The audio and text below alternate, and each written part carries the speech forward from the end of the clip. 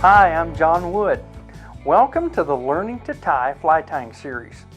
This is a collection of tutorial videos for beginners and anyone who's thinking of getting into fly tying. In this series, we're going to take a look. Whoa, what was that? I tell you what it was boring. You don't want to listen to me drone on like a professor. You want to be able to do this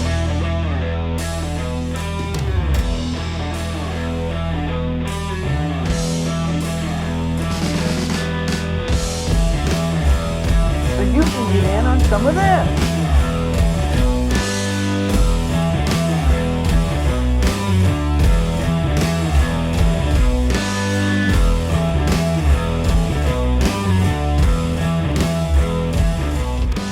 Bam! Objectives established.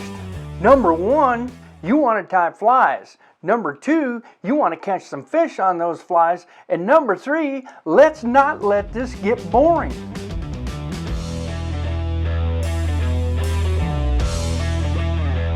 To get started, you're going to need some tools. Starting with the vise, a thread bobbin, some good scissors, and a whip finisher.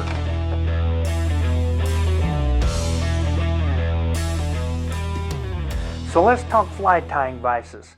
What will be the center of your fly tying universe and the most important tool you will select?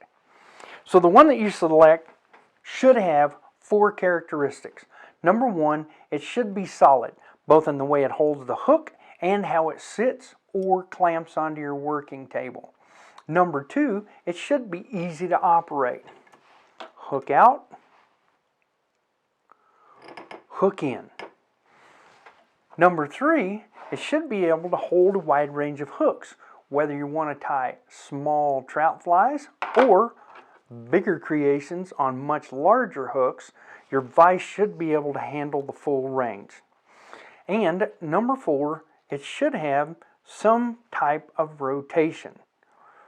While you're tying, you want to be able to flip that fly over, look at the back side, the bottom side, and go right back to the working side as you work, because there's nothing worse than pulling a fly out of the vise and seeing that the back side doesn't look anything like you wanted it to. So how are you going to know if a vise has these characteristics? Good question. The best and easiest way to ensure that you get what you're looking for is to go to your local fly shop. Even if it's not that local and you have to take a bit of a drive, it's going to be worth it in the long run. Go there, talk to the employees, they're the experts.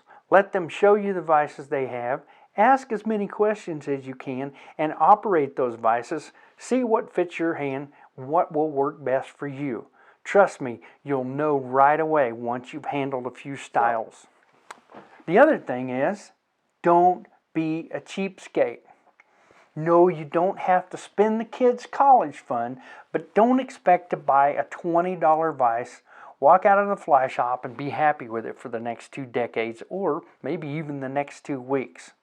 I did that when I started out, and it wasn't long before I bought what I believe to be the best starter vise on the market. That is the Renzetti Traveler. Yes, it'll set you back almost a couple $100, but it's worth every penny, and it will save you a ton of aggravation in the long run. And now for a friendly Fly Tyers public service announcement to answer the age-old question, can I save money by tying my own flies? Well, I guess it's possible, but for 99.99% of us, it works out a little bit differently. So I've made a couple of handy-dandy charts to demonstrate the point. The yellow line in the middle represents the expense of buying flies in a fly shop. This area down here, that's the possible savings you can have by tying your own flies. And this little black line right here, well, that represents the actual expenses of tying your own flies over buying them in a fly shop. But that's only the first 6 months. So I've made another chart to demonstrate how it works out in the long run. Yep, that's about right. tying your own flies isn't about saving money. It's about being more engaged in your fly fishing experience. It's about being able to create flies that reflect your personality, reflect the way you fish, and your own personal creativity. The deeper you get into fly tying, the more engaged you're going to be both in your fly fishing and your fly tying. But watch out, fly tying can become extremely addictive. Just like fly fishing, there is no end to how engaged you can be once you put the two together.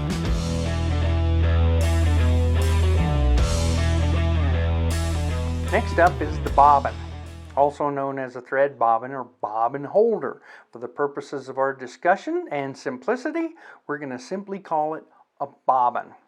Now, the basic bobbin design consists of a tube, which you feed the thread through, and two spring arms, which can be adjusted by pulling outward or squeezing toward, and two little feet, which go in the end of the holes on the thread spool. It's very simple to use. You place the 2 feet in either end of the hole in the spool of thread. They lock right in, and that holds your bobbin in place. You run the thread through the tube. You can either use a threader or place the end of the thread at the back end of the tube and then suck lightly and the thread will come on through the tube. Now there's another style of bobbin and some derivatives of it, and this is known as the right bobbin. I believe they were the first ones to design these, and it's a single foot, still has the tube. This one is ceramic on this particular one. This operates just a little bit different. This has a star tension adjuster on the end, and if I can get this thing out of here, I'll show you how it works. So this is threaded, and it has a disc on the end, and you have this little nylon spacer. There's also a nylon spacer on that side. You place the spool of thread onto the spindle,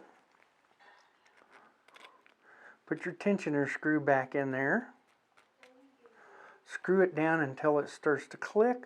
When it starts to click, you're to the point where you're applying tension. You adjust the tension using this drag right here and thread your bobbin the same way. Now, preference on the different types of bobbins comes down to usually which one you start with.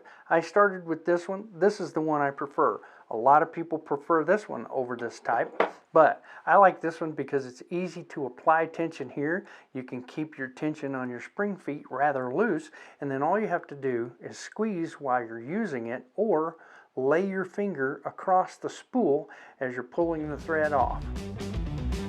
Pretty simple. Next up on our mini parade of fly tying tools is the scissors. Oh, wait a minute. Those are not going to work. Let's try these. Oh, no, I don't think so. Don't go stealing your daughter's craft scissors. Real fly tying scissors. That's what we're talking about. These are nice and sharp. They have extremely fine points for doing close-in work. They fit very comfortably in the hand.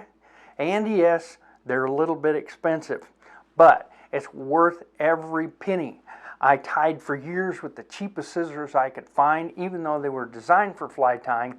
When I finally sprung for a really good pair of scissors like these Dr. Slick razor scissors, it made a huge difference in my tying. One thing is they fit more comfortably in my hand. Big finger holes. I'm able to hold the scissors in my hand while I'm tying. There's plenty of room for the bobbin and the scissors, so I don't have to stop, drop the bobbin, pick up the scissors, drop the scissors, and then pick up the bobbin again. Do yourself a favor. Don't be cheap. Don't steal your wife or your kids' craft scissors.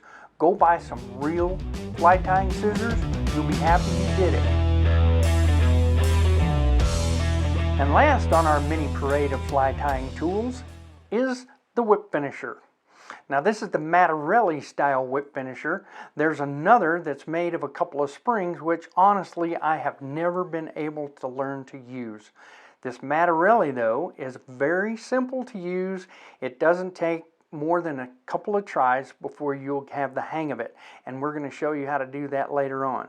But what this tool does is to help you finish off your flies quickly and efficiently. There are several different sizes of these.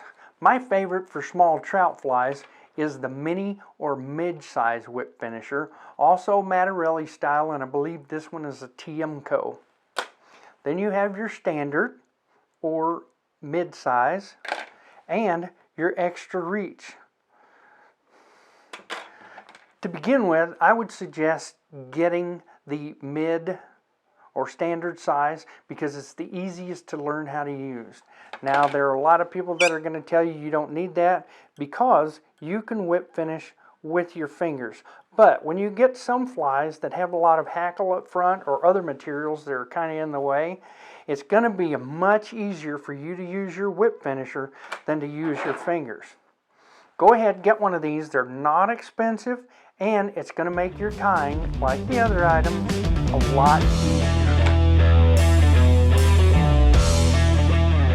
What other tools are there out there specifically for fly tying? Well, you've got your hair stackers, your hair packers, your hackle pliers, your rotary hackle pliers, your half-hitch tool, your bodkin, and the list goes on and on and on.